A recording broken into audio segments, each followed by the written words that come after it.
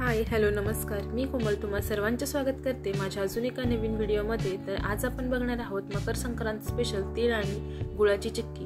तर इकडे बघू शकता मस्त अशी परफेक्ट इथे तीळ आणि गुळाची चिक्की तयार आहे। अगदी जशी दुकानात भेटते त्याच पद्धतीने अगदी अचूक प्रमाणात आपण इथे चिक्की बनवणार आहोत। तर सगळ्यात आधी तुम्ही चॅनलवरती नवीन असाल तर चॅनलला सबस्क्राइब करा, व्हिडिओ आवडल्यास व्हिडिओला लाईक करा आणि जास्तीत जास्त शेअर करा। चला तर रेसिपीला स्टार्ट करूयात। तर सगळ्यात आधी मी इथे पॅन गरम करायला ठेवलेला होता। पॅन गरम झाला की त्यामध्ये घेतलेला आहे 1 वाटी तीळ।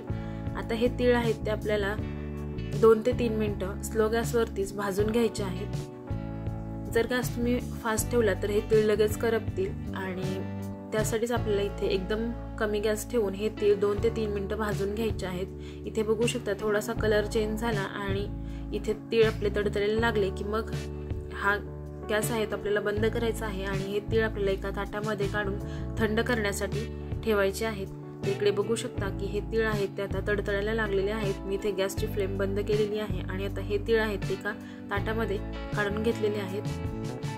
आता हे आपल्याला थंड होऊन द्यायचे आहे, तोपर्यंत आपण याचा पाक बनवून घेणार आहोत। तर इकडे सेम पॅन घेतलेला आहे आणि त्यामध्ये मी 1.5 वाटी गूळ घेतलेला आहे। ज्या वाटीने आपण तीळ घेतलेले आहे त्याच वाटीने मी इथे गूळ घेतलेला आहे। तर 1 वाटी तिळासाठी मी इथे 1.5 वाटी गूळ घेतलेला आहे आणि गूळ पागळण्यासाठी म्हणजेच पाक तयार होण्यासाठी मी इथे 3 ते 4 चमचे पाणी घातलेलं आहे। जर पाणी नाही घातलं तर गूळ लगेच पॅनला चिकटेल आणि करपण्याची शक्यता जास्त असते। तर थोडंसं पाणी घातलं की हा गूळ वितळण्यासाठी मदत होते। तर इकडे बघू शकता की गूळ पूर्णपणे वितळलेला आहे आणि आता याचा पाकही तयार व्हायला लागलेला आहे। तर आपण हा जेव्हा पाक बनवतो तेव्हा हे आहे ते सतत हलवत राहायचं, जेणेकरून तो गूळ आहे तो तव्याला चिकटणार नाही आणि करपणार नाही। तर सतत आपल्याला हा पाक हलवत राहायचा आहे आणि बघू शकता पाकाचा कलर थोडासा चेंज झालेला आहे। डार्क कलर झाला की लगेच आपल्याला तो पाक चेक करायचा आहे। तर इकडे बघू शकता मी एका प्लेटमध्ये पाणी घेतलेलं आहे आणि त्यामध्ये थोडासा पाक टाकून थंड झाला की आपल्या बोटाने चेक करायचा। तर इकडे बघू शकता थोडीशी गोळी बनायला लागलेली आहे। तर अजून आपल्याला याला 2 मिनिटं असंच हलवत राहायचं आहे आणि परत एकदा आपल्याला चेक करायचं आहे की आपला पाक आला आहे की नाही ते। तर इकडे बघू शकता 2 मिनिटं झालेली आहेत। मी परत एकदा हा पाक चेक केलेला आहे।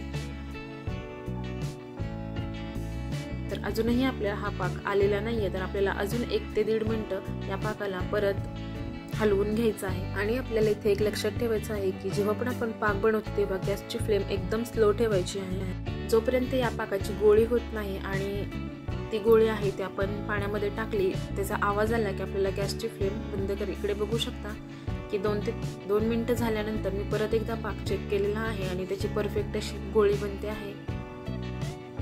तर आता आपला इथे पाक तयार आहे। तर त्यामध्ये मी आता थोडासा खाण्याचा सोडा घातलेला आहे, अगदी चिमूटभर घातलेला आहे। सोडा घातल्यामुळे जी चिक्की आहे ती जशी मार्केटमध्ये भेटते त्याच पद्धतीने एकदम खुसखुशीत बनते।